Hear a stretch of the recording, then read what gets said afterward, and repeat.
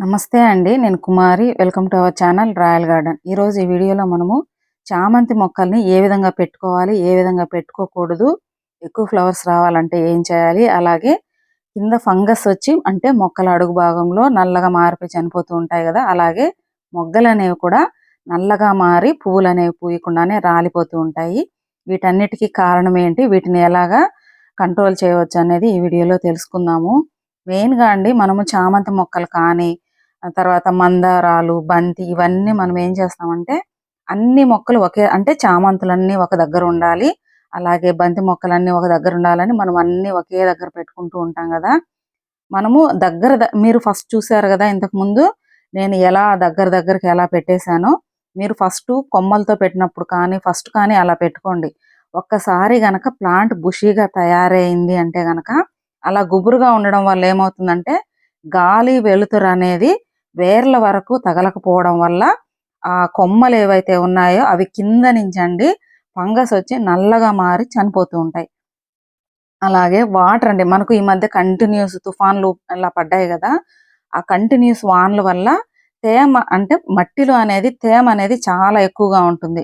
మనము ఇంకా ఎక్కువ ఫ్లవర్స్ రావాలి కదా అని ఆ తేమ మీద ఏం చేస్తుంటారంటే చాలామంది లిక్విడ్ రూపంలో అలాగా ఫెర్టిలైజర్స్ అనేది ఇచ్చేస్తుంటారు. అందువల్ల అంటే తేమ ఎక్కువ తగలడం వల్ల ఇంకా కూడా ప్లాంట్ అనేది సడెన్‌గా చనిపోతూ ఉంటుంది. తర్వాత మొగ్గలనేవి నల్లగా మారిపోయి రాలిపోతూ ఉంటాయి. దీనికి కారణం కూడా పోషకాల లోపము, లేదంటే నీళ్ళనేది ఎక్కువ అవ్వడం లేదా తక్కువ అవ్వడం వల్ల కూడా ఇలాంటి ప్రాబ్లమ్స్ అనేవి వస్తుంటాయి.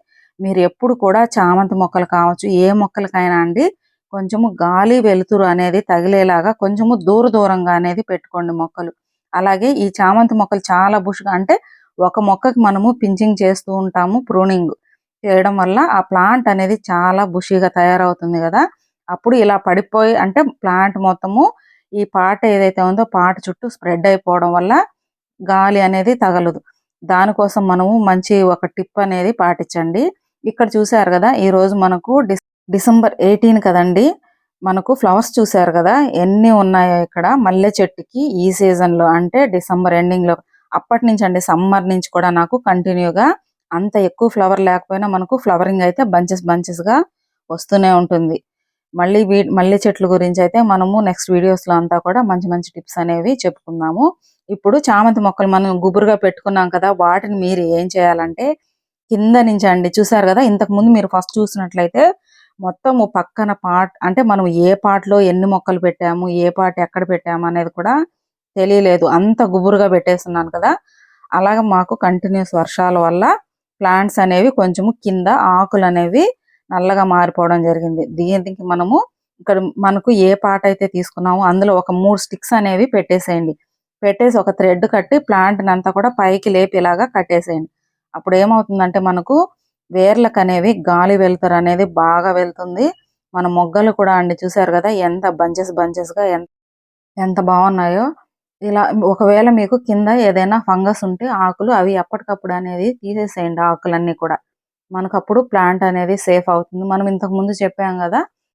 వాటర్‌లో కొంచెము నిమ్మరసము, అలాగే మనకు బేకింగ్ సోడా వేసి స్ప్రే చేయండి. ఆ ఫంగల్ ఇన్ఫెక్షన్స్ అనేవి కొంచెం రాకుండా ఉంటాయి. అలాగే సాఫ్ ఫంగిసైడ్ ఉంటుందండి. చామంతి మొక్కలు, రోజా మొక్కలకి ఎక్కువగా ఫంగస్ ఇన్ఫెక్షన్‌తో కింద మొక్కలనేవి కుళ్ళిపోయి, ఎండిపోయి అలా చనిపోతూ ఉంటాయి గదా!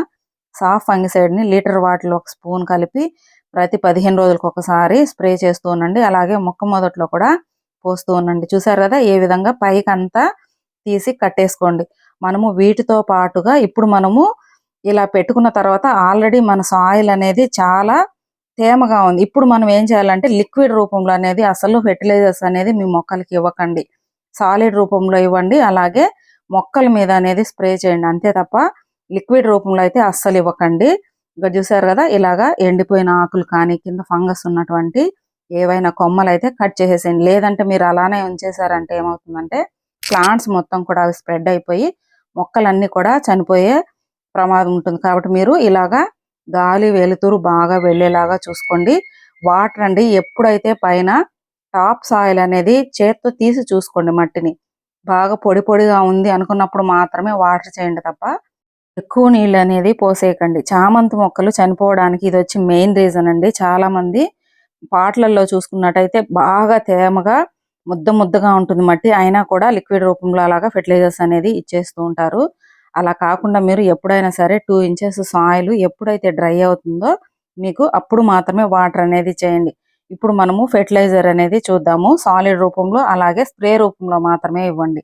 ఇది వచ్చేసి ఎప్సమ్ సాల్ట్ అండి. ఇందులో మెగ్నీషియం సల్ఫేట్. ఇది ఇవ్వడం వల్ల ఏమవుతుందంటే మన మొక్కలకి అన్ని రకాల మొక్కలకి ఇవ్వచ్చండి. ఈ ఎప్సమ్ సాల్ట్ మనము ఇలా మొగ్గల టైంలో ఇవ్వడం వల్ల పువ్వులనేవి పెద్ద సైజులో వస్తాయి. అలాగే ఎక్కువ ఫ్లవర్స్ అనేవి వస్తాయి. ఈ ఎప్సమ్ సాల్ట్‌ని మీరు మొక్క మొదట్లో కూడా ఇలాగ అన్ని పార్ట్స్‌లలో ఒక హాఫ్ స్పూన్ అంతా వేసేసేయండి. అలాగే మీరు సాయిల్ మిక్స్ ప్రిపేర్ చేసుకుంటారు కదా మొక్క పెట్టడానికి. అప్పుడు అందులో కూడా ఇవ్వచ్చండి. అలాగే వాటర్‌లో మిక్స్ చేసి ఇవ్వచ్చు. మీరు ఎప్పుడైతే టాప్ సాయిల్ డ్రై అవుతుందో అప్పుడు మాత్రమే వాటర్‌లో మిక్స్ చేసి పాట్‌లో పోయండి. లేదా మిగిలిన టైంలో ఇలాగా ఒక స్పూన్ అనేది వేసేసేయండి. అది స్లో రిలీజ్‌గా పనిచేస్తుంది. ఇది ఇవ్వడం వల్ల అండి మొగ్గలనేవి నల్లగా మారి రాలిపోకుండా ఉంటాయి. అలాగే ప్లాంట్స్ అనేవి ఎప్పుడు కూడా చాలా గ్రీన్‌గా ఉంటాయి.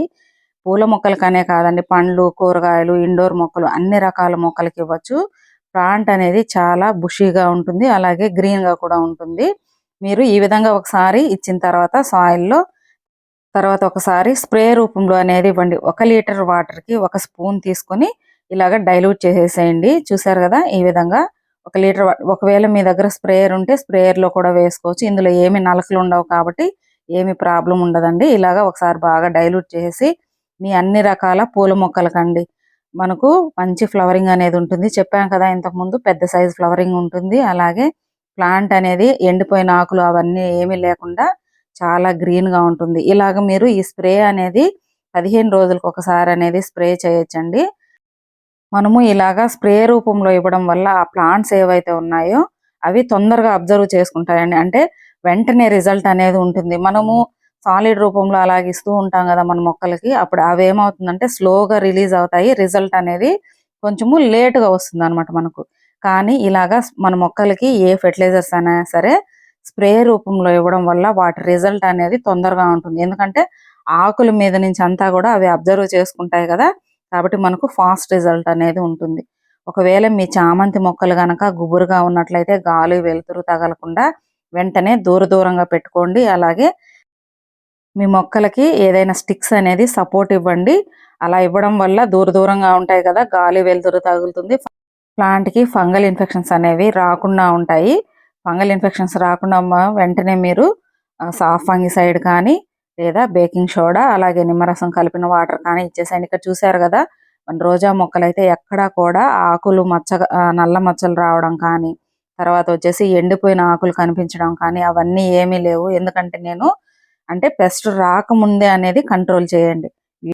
ఇదండి ఈరోజు వీడియో. వీడియో నచ్చితే ఒక లైక్ చేయండి. అలాగే ప్రీవియస్ వీడియోస్ అన్ని కూడా ఒకసారి చూడండి. ఇప్పటి వరకు మన ఛానల్‌ని సబ్స్క్రైబ్ చేసుకోకపోతే సబ్స్క్రైబ్ చేసుకోండి. థాంక్స్ ఫర్ వాచింగ్ అండి.